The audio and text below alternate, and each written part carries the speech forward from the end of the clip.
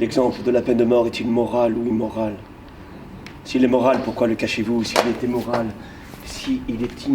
pourquoi le faites-vous? La peine de mort est bonne peuple. La peine de mort est inutile, misérable. Elle ressemble à une lâcheté. Il faut que l'exemple soit efficace. Je veux vous pousser par les épaules. Je veux vous pousser par les épaules comme on jette brusquement l'homme. Ceci est odieux, ceci est infâme. Quelqu'un de votre peuple, savez-vous cela, don Alphonse, vient de mutiler le nom de votre femme, gravé au-dessous de mes armoiries de famille, sur la façade de votre propre palais. Vous êtes en avance, mon amour.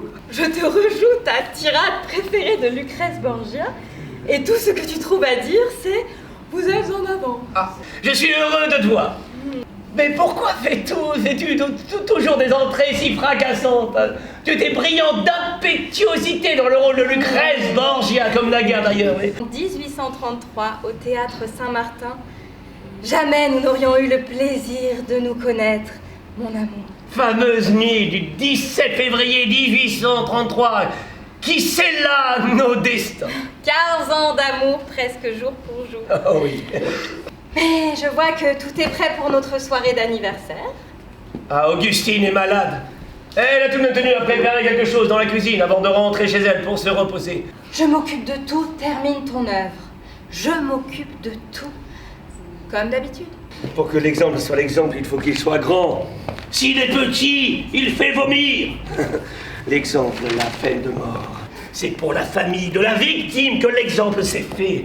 L'exemple a dit au père, à la mère, au mari, au frère de la victime, cela vous apprendra. Comment peut-on encore réduire l'humanité à ses plus bas instincts? Rien ne peut justifier que l'on tranche la tête d'un homme. Je te rappelle qu'avec l'appui de Lamartine, vous avez obtenu la grâce d'Armand Barbès auprès de Louis-Philippe. Et puis tu as déjà tout dit dans Dernier jour d'un condamné. Mon combat est loin d'être fini. Il faut que j'arrive à faire comprendre à tous que mon engagement contre la peine de mort va de pair avec la lutte contre la misère et l'ignorance.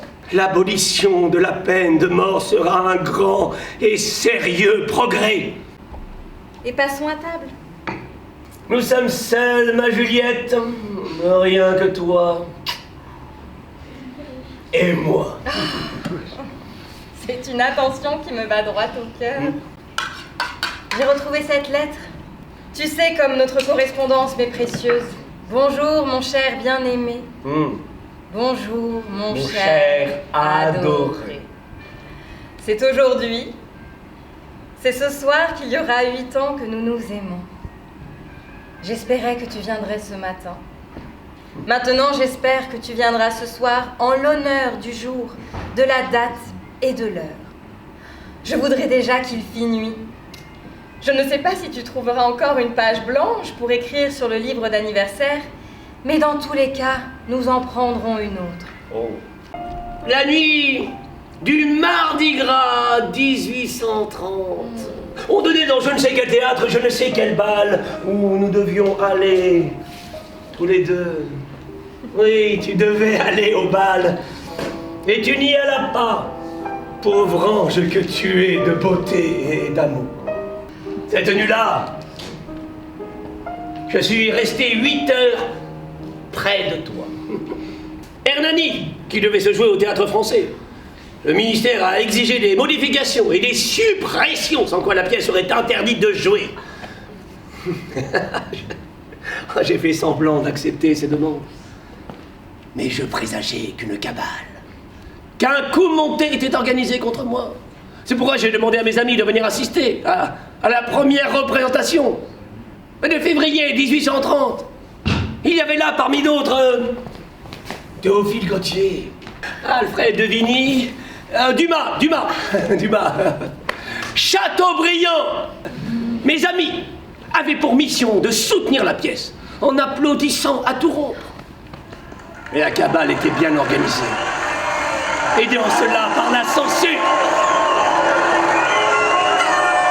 Que reprochait-on à ta pièce pour en arriver à une telle violence? Je suis pour le libéralisme en littérature. Je crois à la liberté de l'art contre la dictature des codes et des règles. Pourquoi toute une pièce devrait-elle se passer au même endroit? Unité de temps, de lieu, d'action, pourquoi? Ils ont crié au scandale. Moi, Victor Hugo, j'aurais assassiné l'Alexandra. Candonassol est prête à tout pour suivre Hernani, l'homme qu'elle aime, au risque de perdre son honneur et sa vie. Je comprends cette femme.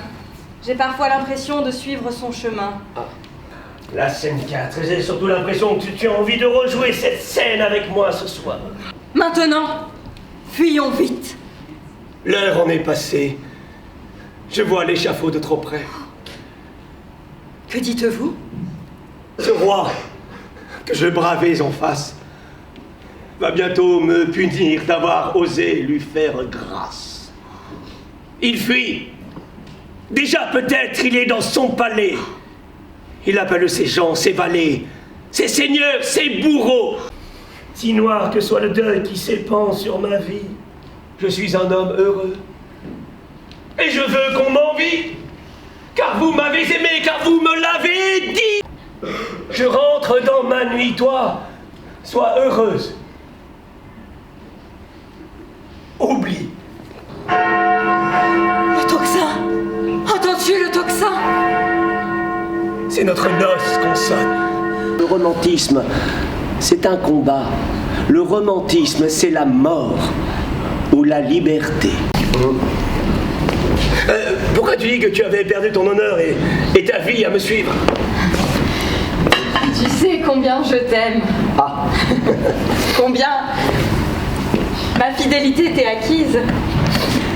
On écrit beaucoup sur notre relation. Oh oui. Tu as sans doute appris cette lettre de Balzac à Madame Anska. Sans doute pensait-il que cette lettre resterait secrète. Mais ces mots, je les connais par cœur. Leur méchanceté m'a bouleversée. Ainsi donc, lui, marié par amour, ayant femme et enfant, s'était pris d'une comédienne nommée Juliette, qui, entre autres témoignages de tendresse, lui a donné une facture de 7000 francs de blanchisseuse, et Victor Hugo n'a eu d'autre choix que de souscrire des effets pour piller ce billet doux. Quel dommage que ta femme ait obtenu que je ne joue pas le rôle de la reine. Dans la suite de Ruy Blas, la reine s'ennuie. Je me souviens aussi de la sortie de ton roman, Notre-Dame de Paris. Encore un chef-d'œuvre. Et quel succès populaire. Et encore une histoire d'amour impossible qui voit ses héros mourir tragiquement. Esmeralda et Quasimodo. Et leurs cadavres enlacés pour l'éternité. Quelle image sublime et monstrueuse à la fois. La mort de Quasimodo. Ah, là. On trouva parmi toutes ces carcasses hideuses deux squelettes, dont l'un tenait l'autre singulièrement embrassé. L'un de ces deux squelettes, qui était celui d'une femme, avait encore quelques lambeaux d'une robe, et on voyait autour de son cou un collier. Ton roman, c'est en quelque sorte l'union de la Belle et la Bête. Esmeralda, dans un vaste espace laissé libre entre la foule et le feu, une jeune fille dansait. Puis cette jeune fille était un bâtiment, un ange.